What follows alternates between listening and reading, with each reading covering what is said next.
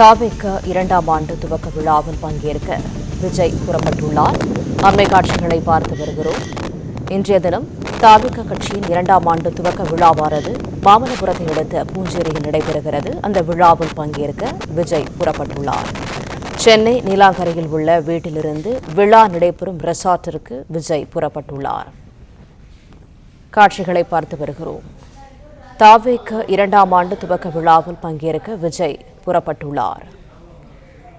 தாவேகாவின் 2ஆம் ஆண்டு துவக்க விழாவானது பூஞ்சேரியில் நடைபெற இருக்கிறது. இந்த விழாவில் பங்கேற்க விஜய் புறப்பட்டுள்ளார்.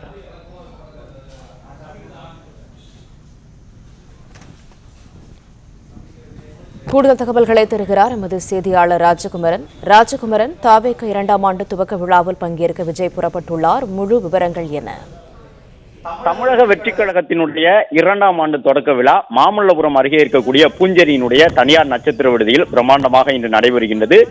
மாவட்ட செயலாளர்களாக அறிவிக்கப்பட்டிருக்கக்கூடியவர்கள், முக்கிய நிர்வாகிகள் என்று ஏராளமானவர்கள் அதிகாலை முதலே வருகை தந்து அங்கு நடைபெறக்கூடிய அந்த 2ஆம் ஆண்டு தொடக்க விழாவிலே பங்கேற்க இருக்கின்றார்கள். தமிழக வெற்றி கழக தலைவர் விஜய் இதில் ஆற்றப்போகின்ற உரை எவ்வாறு இருக்கும் என்று தமிழ்நாட்டினுடைய முக்கிய அரசியல் கட்சிகள் உட்பட பலரும் எதிர்பார்த்து காத்திருக்கக்கூடிய நிலையில் சென்னை நீலாங்கரையில் உள்ள இல்லத்திலிருந்து பூஞ்சேரியில் இருக்கக்கூடிய அந்த தனியார் நட்சத்திர விடுதிக்கு தற்பொழுது தமிழக வெற்றி கழக தலைவர் விஜய் புறப்பட்டிருக்கின்றார். வழக்கமாக அவர் பயணிக்கக்கூடிய அந்த இனோவா வாகனத்தில் விஜய் தற்பொழுது புறப்பட்டு சென்றிருக்கின்றார்.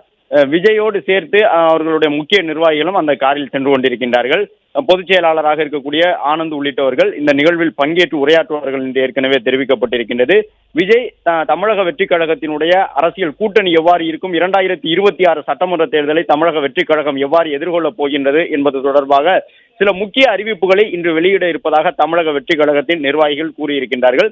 எனவே இன்று நடைபெறக்கூடிய அந்த 2ஆம் ஆண்டு தொடக்க விழா நிகழ்ச்சி என்பது தமிழக வெற்றி கழகத்தினுடைய அடுத்த கட்ட அரசியல் பயணம் 2026 சட்டமன்ற தேர்தலுக்கு எவ்வாறு தயாராக போகின்றார்கள் என்பதற்கான எதிர்பார்ப்புகளை பூர்த்தி செய்யக்கூடிய விதமாக இருக்கும் என்று சொல்லப்பட்டிருக்கின்றது. கிழக்கு கடற்கரை சாலையை சென்றடைந்திருக்கின்றது விஜயினுடைய அந்த வாகனம். இன்னும் சற்று நேரத்தில் மாமல்லபுரம் பூஞ்சேரியில் நடைபெறக்கூடிய அந்த பிரம்மாண்டமான ஏற்பாடு செய்திருக்கக்கூடிய நிகழ்வில் பங்கேற்று 2ஆம் ஆண்டு தொடக்க விழாவிலே விஜய் உரை நிகழ்த்த இருக்கின்றார். தேர்தல் யுக்தி வகுப்பாளர் ஆக இருக்கக்கூடிய பிரசாந்த் கிஷோர் உள்ளிட்டவர்களும் விஜயை சந்தித்து நேற்று இரவு நீண்ட நேரம் விவாதித்திருக்கின்றார்கள். எனவே இன்று விஜய் பேசும்பொழுது 2026 சட்டமன்ற தேர்தலுக்கு தமிழக வெற்றி கழகம் எதை முன்னிலைப்படுத்தி தேர்தலை சந்திக்கப் போகின்றார்கள் என்பது குறித்த ஒரு அறிவிப்பு இருக்கும் என்று எதிர்பார்க்கப்படுகின்றது. போக்குவரத்து காவலர்கள் உள்ளிட்ட அந்த காவல்துறையினரின் பாதுகாப்பு வாகனங்களோடு விஜய் தற்பொழுது அந்த கிழக்கு கடற்கரை சாலை வழியாக சென்று கொண்டிருக்கின்றார். பூஞ்சேரியில் நடைபெறக்கூடிய அந்த 2ஆம் ஆண்டு தொடக்க விழாவில் பங்கு பெற்று தமிழக வெற்றி கழக தலைவர் விஜய் உரை நிகழ்த்த இருக்கின்றார். தேர்தல் யுக்தி வகுப்பாளர்களுடன் நேற்று இரவு பேசியிருந்த விஜய் 2026 தேர்தலுக்கான தமிழக வெற்றி கழகத்தின் நிலைப்பாடு எவ்வாறு இருக்கும் என்பது குறித்த முக்கியமான அறிவிப்புகளை இன்று வெளியிடக்கூடும் என்று எதிர்பார்க்கப்படுகின்றது. முக்கியமான நிர்வாகிகளுக்கு மட்டுமே அந்த அரங்கினுள் சென்று அமர்வதற்கான அனுமதி வழங்கப்பட்டிருக்கின்றது.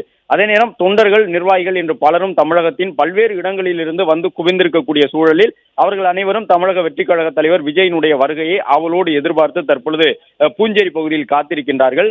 ஏராளமான பதாகைகள் வைக்கப்பட்டு விஜய்க்கு வரவேற்பு வழங்குவதற்காக தமிழக வெற்றி கழகத்தினர் கிழக்கு கடற்கரை சாலையின் 2 பக்கமும் ஏராளமான பதாகைகளை வைத்திருந்தார்கள். என்றாலும் அந்த பதாகைகளில் பெரும்பாலானவை அனுமதி பெறாமல் வைக்கக்கூடாது என்று அறிவுறுத்தப்பட்டு அந்த பதாகைகள் அகற்றப்பட்டிருந்தன. விஜய் காரை விட்டு செய்தியாளர்களை, வாகனங்களை காவல்துறையினர் தடுத்து நிறுத்திவிட்டார்கள். விஜயினுடைய வாகனத்தை பின்தொடர்ந்து சில செய்தியாளர்களுடைய வாகனங்கள் சென்ற நிலையில் விஜய் காரை மட்டும் அனுமதித்துவிட்டு செய்தியாளர்களுடைய வாகனங்கள் காவல்துறையினரால் தடுக்கப்பட்டன. விஜயினுடைய வாகனம் மட்டும் தொடர்ந்து முன்னோக்கி செல்லக்கூடிய விதமாக காவல்துறையினர் அவருடைய வாகனத்திற்கு தனியாக பாதுகாப்பு வழங்கியிருக்கின்றார்கள். நீலாங்கரையில் இருக்கக்கூடிய தன்னுடைய இல்லத்திலிருந்து நடிகர் விஜய் வழக்கமாக அவர் பயன்படுத்தக்கூடிய அந்த இனோவா வாகனத்தில் புறப்பட்டு செல்லக்கூடிய காட்சியை பார்க்கின்றோம். பூஞ்சேரியில் நடைபெறக்கூடிய 2ஆம் ஆண்டு தொடக்க விழாவிலே அவர் பங்கு பெற்று உரை நிகழ்த்த இருக்கின்றார். அது மட்டுமல்லாமல் சில முக்கிய அறிவிப்புகளும் அந்த தொண்டர்களுக்கு, நிர்வாகிகளுக்கு, அதில் பங்கேற்கக்கூடிய மாவட்ட செயலாளர்கள் உள்ளிட்ட அந்த முக்கிய நிர்வாகிகள், மாநில பொறுப்பில் இருக்கக்கூடிய நிர்வாகிகளுக்கு சில அறிவுறுத்தல்களை விஜய் வழங்க இருக்கின்றார். 2 ஆண்டுகள் ஆகிவிட்டன தமிழக வெற்றி கழகம் தொடங்கி. அதற்கு இடைப்பட்ட நாட்களில் பிரம்மாண்டமாக நடைபெற்ற அந்த விக்கிரவாண்டி மாநாடு தவிர்த்து வேறு எந்த நிகழ்வுகளிலும் விஜய் பெரிதாக பங்கேற்கவில்லை நேரடியாக. தற்பொழுது நடைபெறக்கூடிய இந்த 2ஆம் ஆண்டு தொடக்க விழா என்பது மாவட்ட செயலாளர்கள் அறிவிக்கப்பட்ட பிறகு தமிழக வெற்றி கழகம் நடத்தக்கூடிய ஒரு முக்கியமான அரசியல் நிகழ்வாக இருக்கின்றது. எனவே இதில் பல முக்கிய அறிவிப்புகளை விஜய் வெளியிடுவார் என்ற ஒரு எதிர்பார்ப்போடு காத்திருக்கின்றார்கள். ஏற்கனவே தமிழக வெற்றி கழகம் மாநாடு நடத்தி முடித்த பிறகு அவர்கள் எடுத்த சில முக்கியமான முடிவுகள் தமிழக அரசியல் களத்தில் பெரும் அதிர்வலைகளை ஏற்படுத்தி இருந்தன. தமிழக வெற்றி கழகத்தினுடைய மாநாட்டில் பேசியிருந்த விஜயினுடைய உரை தமிழகத்தில் இருக்கக்கூடிய பல்வேறு அரசியல் கட்சிகளுக்கிடையே தமிழக வெற்றி கழகத்தை நோக்கி செல்லக்கூடிய விதமான சில வாய்ப்புகளை வழங்கியிருந்தன. கூட்டணி ஆட்சி அமைந்தால் கூட்டணியில் இடம்பெறக்கூடிய கட்சிகளுக்கும் ஆட்சியில் அதிகாரத்தில் பங்களிப்போம் என்று தமிழக வெற்றி கழக தலைவர் விஜய் மாநாட்டில் தெரிவித்திருந்தார்.